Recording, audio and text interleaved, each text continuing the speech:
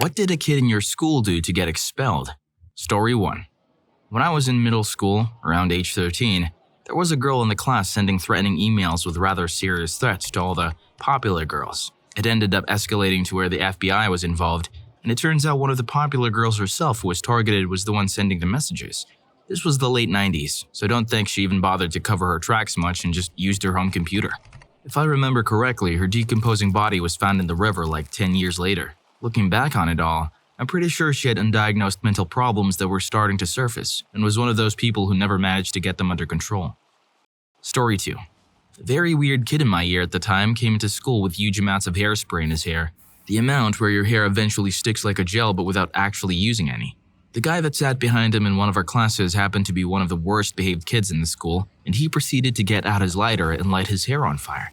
It didn't go up as if it were oil, but it definitely stayed alight long enough to see him running out the door with his hair smoking. Both kids were gone after that. Story 3. Threw a chair at a pregnant teacher in year 5, 9 to 10 years old.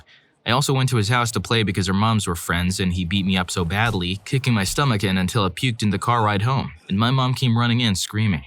I'm also a girl, so it's not like we were rowdy boys play fighting. Never seen that kid since. Story 4.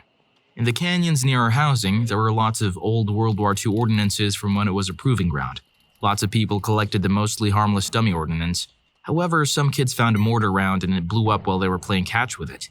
2 of the 3 kids died, so the alarm went off to turn in whatever you had. They found some really impressive collections.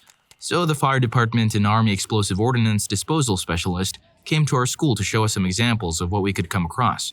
As we sat in the bleachers of the gym, this kid stands up holding what appeared to be a shiny aluminum softball and asked if it was anything. The explosive ordnance disposal specialist guys froze, and we all had to evacuate. Turned out to be from a cluster bomb. Never saw that kid again. Story 5. 2 kids were dealing drugs out of the lockers. One had a locker upstairs and the other's locker was downstairs. Everyone who bought drugs knew the combinations. People were told which locker had their merch, and when you had class on that floor, you'd get a hall pass and stop by the locker. A teacher got suspicious of seeing multiple kids going to the same locker. I'll never forget being in class and getting the lockdown announcement while drug dogs were brought in, and seeing one of the kids flying down the hallway toward his locker. Story 6. One kid came into the school and shot a bunch of students with a BB gun. He was a pretty troubled kid. Later on, he ended up going to the same high school as me, did the same kind of stupid stuff, dropped out in grade 11, and I didn't know what happened to him for many years. Recently, though, I found out he's gotten his act together by the sounds of it. Owns his own construction company and dropped the drugs. Seems to be doing all right. Unexpected ending. Story 7. I'm from the Midwest. This was the mid-90s. A middle schooler went bird hunting over the weekend. He still had shotgun shells in his coat jacket on Monday. No weapon, just the shells. When he got to school, he realized the shells were there and immediately turned them into the principal. He was suspended from classes until the board made their decision and he was eventually expelled.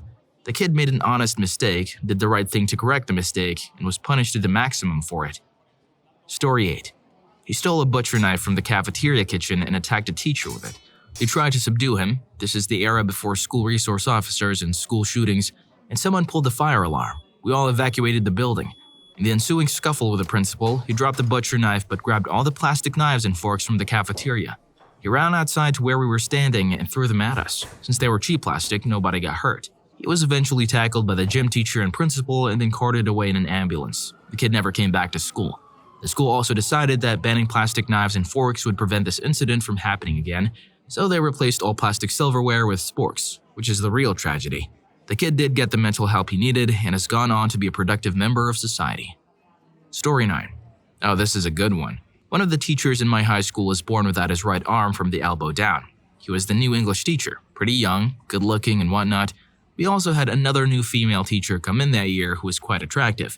If you've ever heard of the movie Teeth, it's about this girl with teeth in her vagina that eats things or whatever. Anyway, some kid photoshopped both of their faces onto the movie poster and made it say, the teacher didn't always have one arm. The picture got around quite fast, and I went to Catholic school and this was a big no-no. The kid was super smart too. What a shame. Story 10. I came back after a 2-week holiday. I'd missed the last day before we broke up for Christmas, to discover that a person in my friendship group had been catfished for nudes by this guy in the year above, who had then posted them on social media. He took a hockey stick to the school library on the last day of term, destroyed his laptop, and broke his jaw and collarbone. Got expelled pretty quickly after that, but the kid who posted the photos got no repercussion. even though it was actually child pornography. Story 11.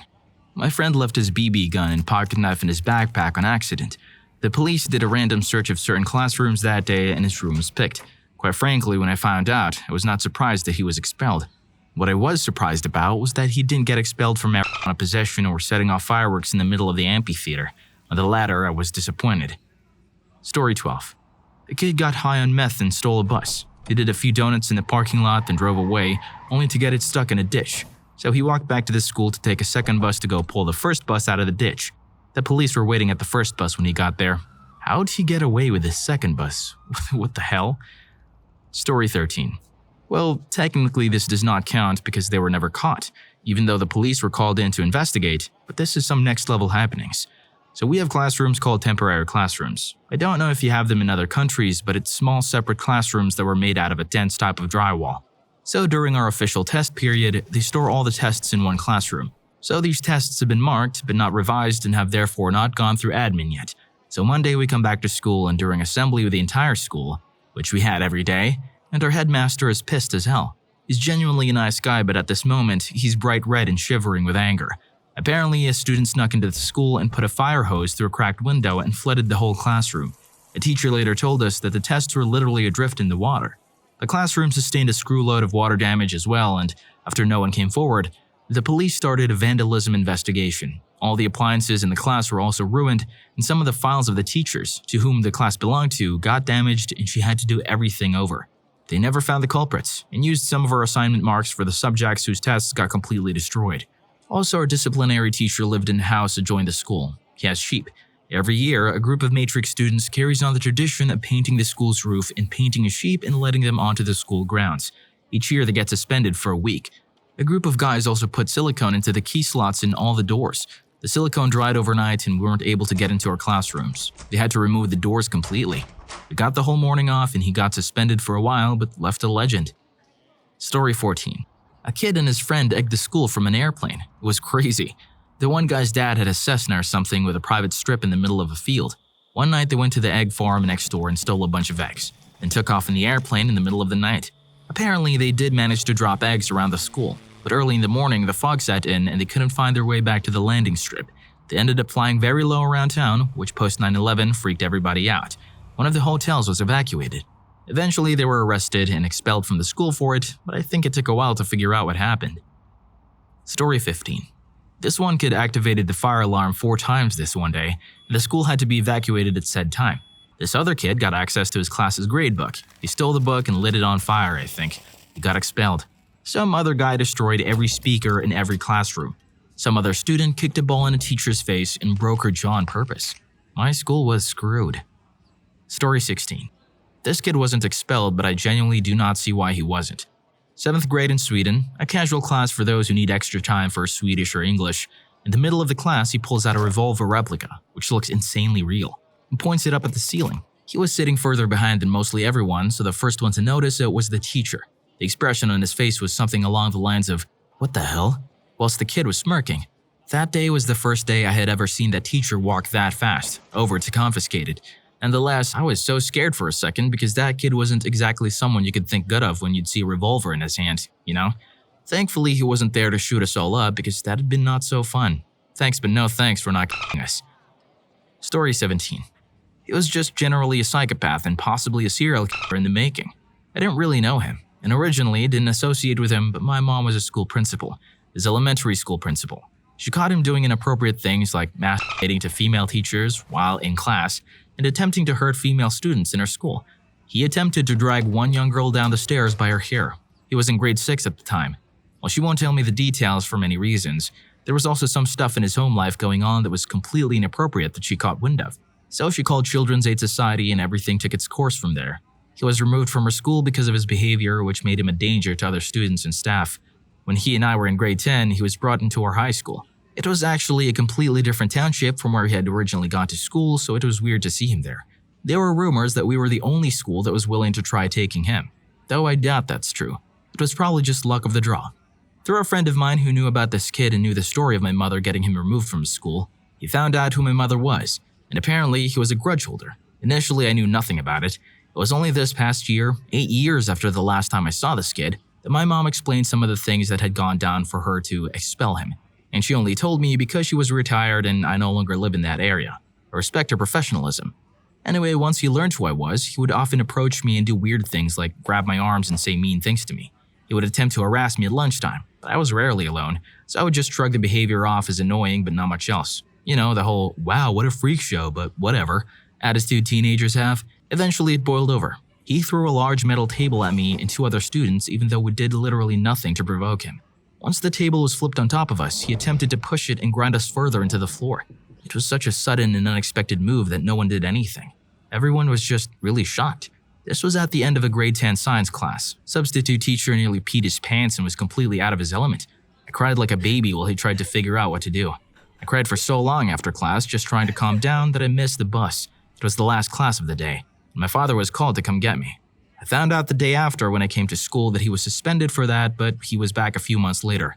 I should just mention that he didn't hurt me or the other two students. By some miracle, we were just a little sore, shocked, and scared by it.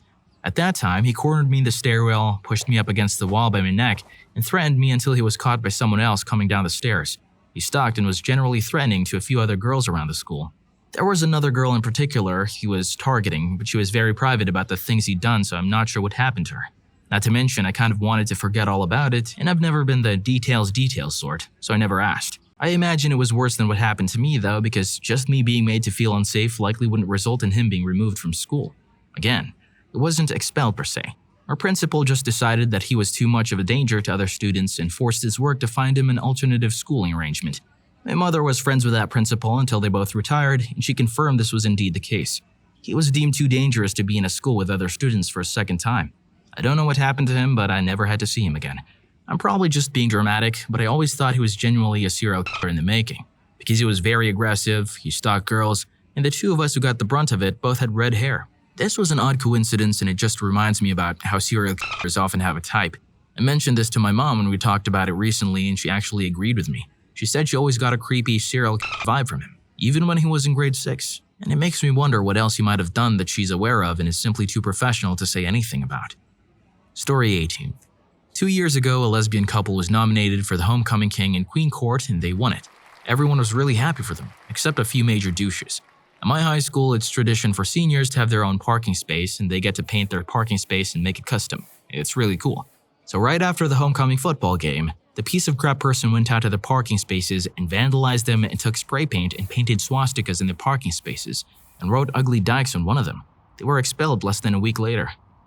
Story 19. He brought a BB gun that looked like a pistol to school. Someone told on him thinking it was a real pistol. The cops went to his locker to get the pistol and had a long talk with him as well as the school admins. They didn't arrest him, it was middle school. Apparently he told them he was afraid for his life, which is believable because of all the gangs in our area. But if they knew this weird kid, they'd know he was the real danger. It was a piece of crap. He's currently in prison for selling drugs or something, I don't know. Thinking back, I never saw him during high school. He might have dropped out. He lived near the high school I went to and our class and grade was pretty small. Story 20. There were two kids, best friends. Kid 1. We had this little nature center in my high school and it had a little pond with a bunch of fish. Well, Kid 1 decided it would be super cool to jump in and fish out. No pun intended. As many fish as he could get, gut them. He liked to carry around a pocket knife for safety reasons and throw them at the students and teacher one day. I only know this because one of my friends was there and wanted to put it in the school's newspaper but was denied to do so.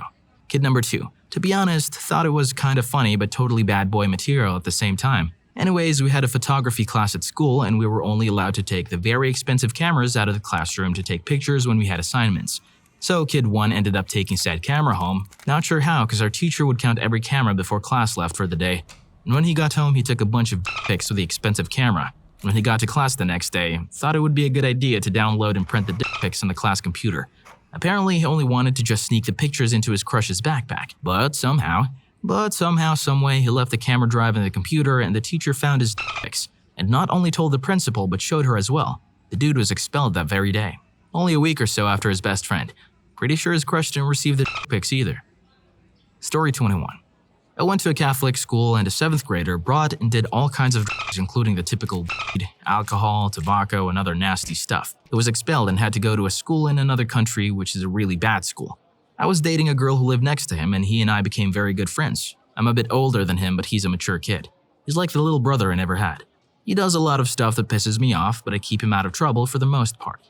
Not everyone who gets expelled is a bad person. They're often misunderstood that leads them to make bad decisions.